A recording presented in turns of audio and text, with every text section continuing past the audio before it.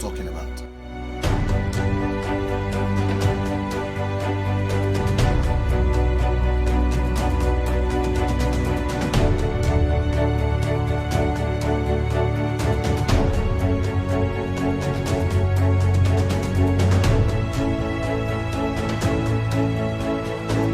Farm is the basis of civilization. It's the basis of food. It's the basis of security. And then I like you, I'm happy. I say, oh, in a rachoni, Ugre Megane, our room I have all Alani the Deba. In the full of the Bia warrior, Agika, you Agiko. So I know one way back. Wokula wine, oh my kind. He may import tomato from anywhere. And he may import onion from anywhere. He may import cassava from anywhere. And he may import yam from anywhere. We can produce all we need and export to the world. So we carry out the dream of Igbo Development Foundation. That's where we want to start. We moved away from all the theoretical things. So we have a problem but now is the time to march forward practically, beginning with the most pressing problem of our people, which is food security. Food security. It's a shame that apple gets Shinugunabia, a shame that tomato gets Shinugunabia, a shame that yam gets Shinugunabia. It is a shame. That will not happen. We believe in the next 1 year, A.D.F will move the Igbo nation, will cut food importation by 50%. Within 2 years, there will be nobody importing food in Igbo. That is our dream. We just want to start with this miniature base here. With this miniature base here, before long, it will envelop Igbo. All right. Chile, that is our dream. Okay.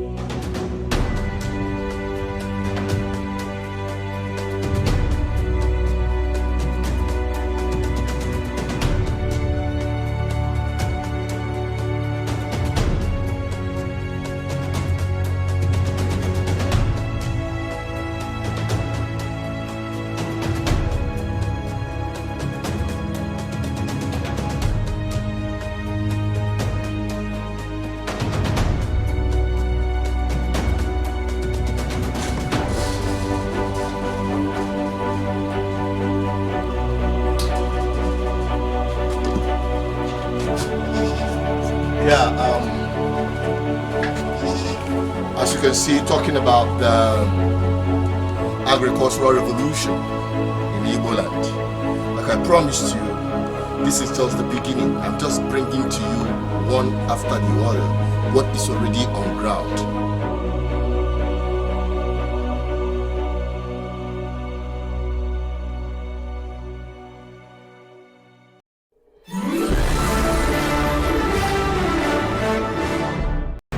Hello viewers and subscribers all over the world. I greet you and I believe every one of you is faring well despite the COVID-19 economic hardship that people are facing across the globe. Today we'll be concentrating in Igbo Land and what is happening, the unfolding events and the future, or what the future have for Igbo nation in Nigeria. And I'm privileged once again to have the father and elder statesman, the president of Igbo Development Foundation, in the person of Professor Ozadimma Nwala. Sir, it's good having you once again on our program. Thank you, Chinedu. Thank you. All right. We have been, abreast with some happenings, development, and all of that. Many people are asking BVI Channel 1, what is the situation report? What is the progress report with respect to A.D.F. Akuluno program, especially the agricultural movement that A.D.F. is pioneering? Well, first and foremost, Chine, let me thank you very much.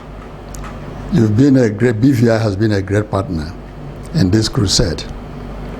Right from the very beginning, when we initiated this movement more than 3, 4, 5 years ago. It was provoked by the realization that Ali Igbo was going down the drain economically. They were losing steam in terms of being a major investment destination in Africa. One remembers the good old days when Azikiwe was around, Okpara was around. When we were young, we were taught that Onitsha was the biggest market in Africa. That Aba was one of the most potentially industrially great cities in Africa. Port Harcourt was a Pitakwa. It was a major port in Africa, you know. We also remember a lot of the great economic establishments, industrial, agricultural establishments of Azikiwe Okpara era. I remember I used to hear of the Budukato Ranch, established by them. There are so many such ranches, so many plantations.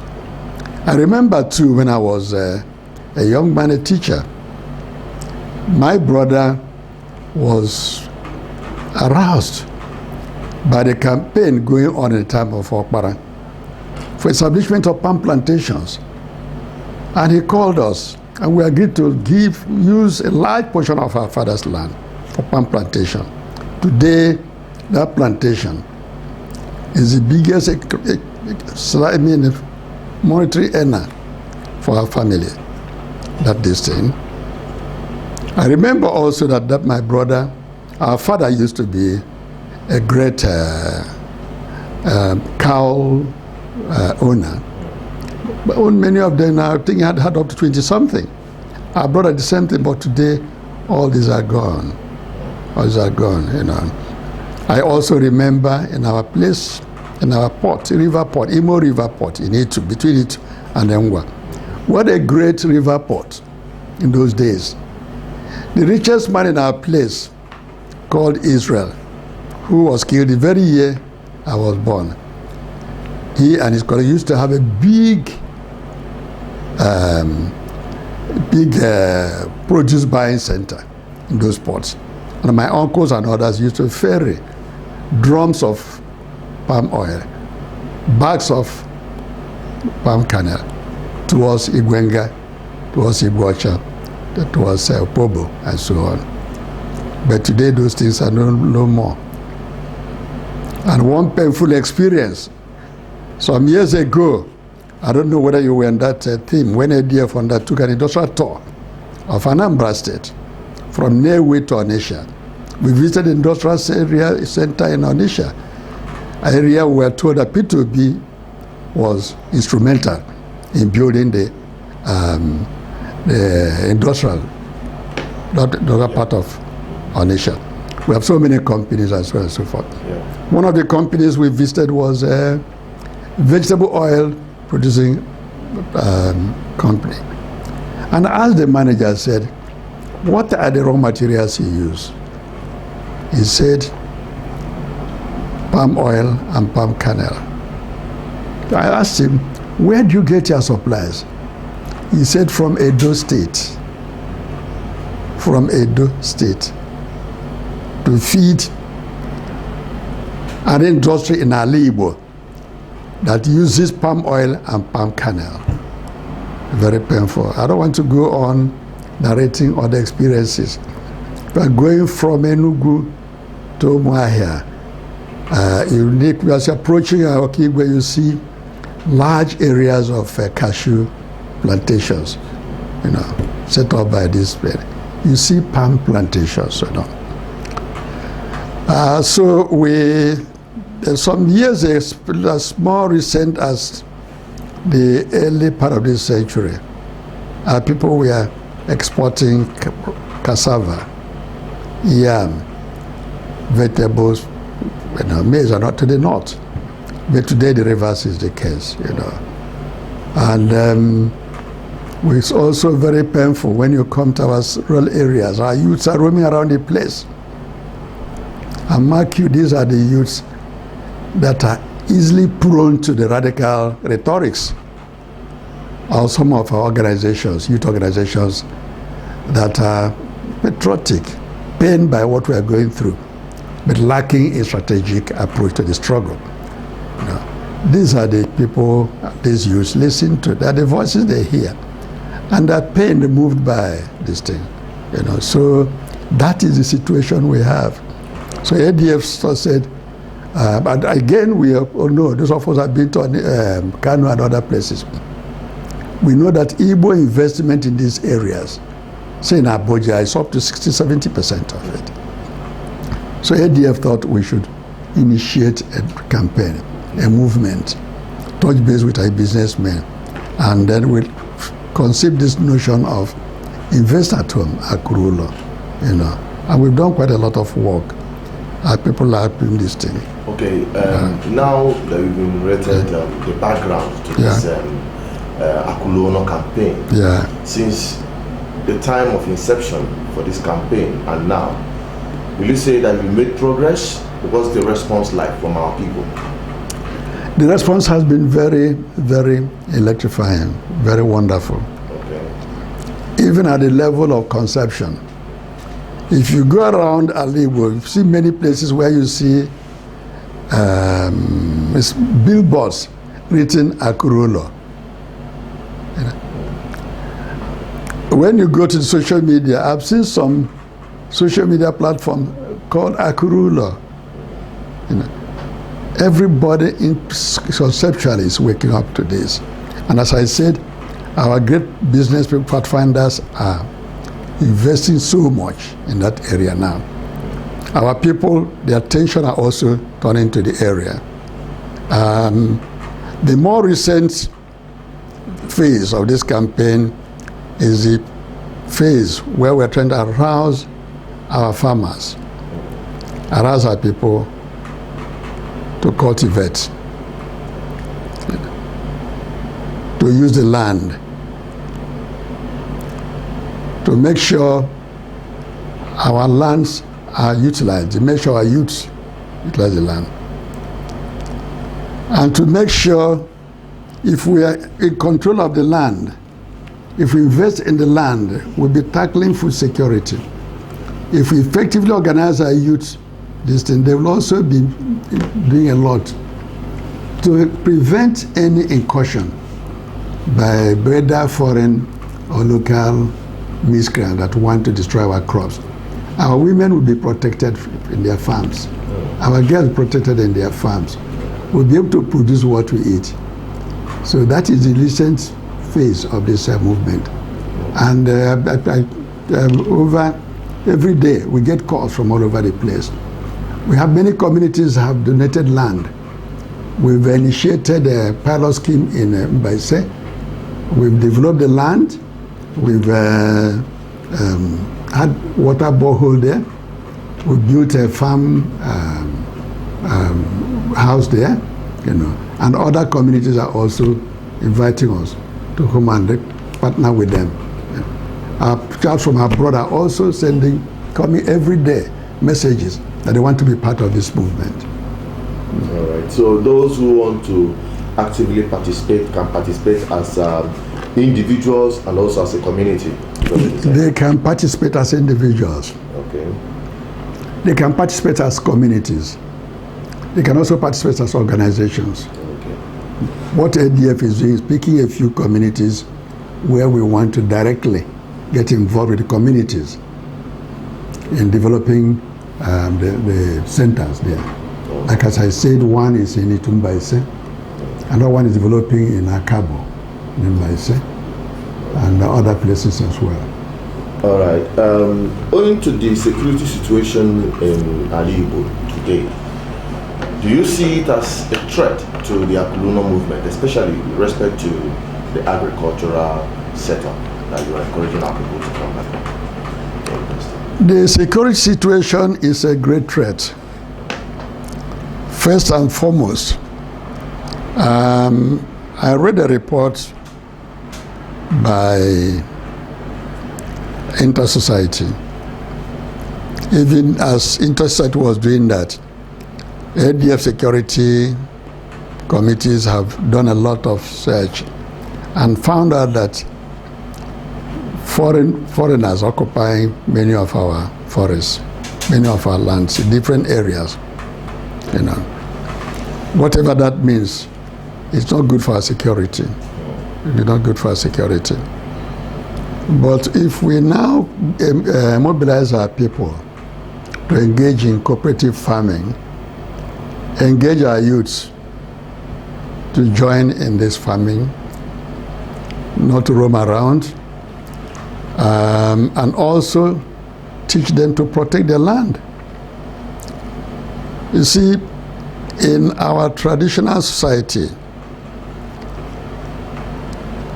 land security is the responsibility of the communities. We do know it's also the responsibility of the state governments, But we do not, every community, traditional community, have vigilantes.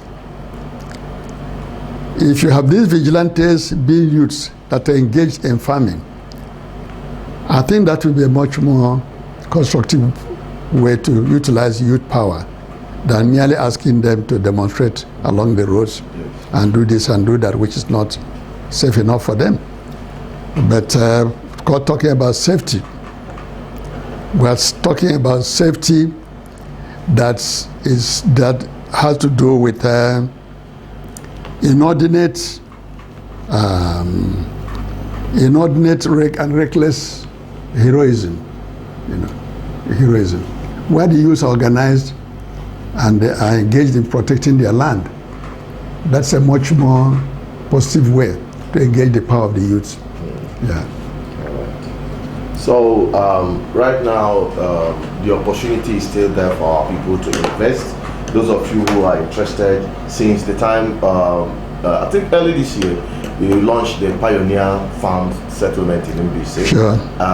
What progress have you made so far in that area? The crops are growing. But we started selling vegetables from there. Oh, already? Yeah. Some people have been coming from Abba to buy vegetables there. Wow. The maize is grown. The tomatoes are growing. Flowers and fruits are coming. The same thing with the pepper, The women have also planted cassava, the large portion of the land, and various other crops, including cucumber and so on and so forth. So a lot is happening there. And effort is being made to start some animal husbandry, fishery, piggery, and some other things around the area. Okay. Yeah. What's the consideration with respect to Igbo cow and goats and sheep and all that? We have been in touch with many diaspora, and we are working with them to set up a major ranch, even if possible more than one. And we've gone a lot in working out the proposal, the program. The idea is to concentrate on Igbo. There are some places that are available within Igbo. We also know that there are some African countries that where their major the cows they have are like the Igbo type. So we're trying to develop a big ranch in Igbo. Yeah. So those of you who are watching, especially those of you in diaspora, this is still an opportunity for you to catch into this agricultural revolution. That is what I call it, because we don't have to depend on outsiders, whereas we have more fertile grounds and environment for agricultural activity to strive. So you can call the number you're seeing on the screen to reach out to Igbo Development Foundation on this very particular project. And from everything that we present to you on this platform is what will only bring benefit, positive impact in our communities. And so what's your word to our people before we wrap it up? The word to our people is that we must ensure First and foremost, food security. We must get back to our land. Land is the source of all wealth in this world. Name it, even gold is from the land, even petrol is from the land. We must also invest in our youth. We must get them meaningfully engaged in agricultural production. We must also organize to protect our land. Our vigilantes and other security outfits have to join in protecting the land from this thing. And we must also make sure that security for our people who may come from abroad. You know, I do know that many of them depend on our northern chaps who provide security, guards in their houses. But I think our Igbo youth can also do that.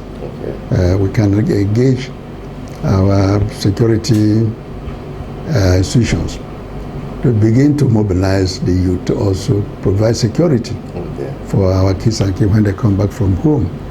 Okay, and we're asking everybody to invest, you know. Also everybody to engage in agricultural production. Yeah. So Mark you, we're emphasizing individuals' production. They say we're teaching individuals how they can make effective use of their land, if they are farmed, no matter how small. Also asking communities that have land to make it available for large-scale production. Asking individuals also have the to invest, and organizations like A.D.F to also engage. You know, let there be a revolution of mind, a revolution of economic life of our people. Thank you so much, sir. It's been a wonderful time with you, and I believe those of you who have watched this far, you have grabbed something. Now it's now left for you to take action. Call the number you've seen on the screen. Be part of this revolution. Count yourself in, because I believe as the world is heading towards economic crisis, especially surrounding COVID-19 and all that, they depend heavily on African food production. You can't take it away. As long as human being is living on this state of the planet, people will continue to feed. And we don't depend on processed food. We depend on organic food made in Igbo Land. So make that vision worthwhile. Make it something that will resound across the universe. By calling the number on the screen, get in touch and be part of this program. Stay connected with BVI Channel 1, the voice of the people, the voice of God, and the voice of our ancestors. Subscribe, like, and share. Follow us on all our social media platforms and download our mobile app from Play Store. Stay safe, my people, till I come back again on this platform. Bye-bye for now.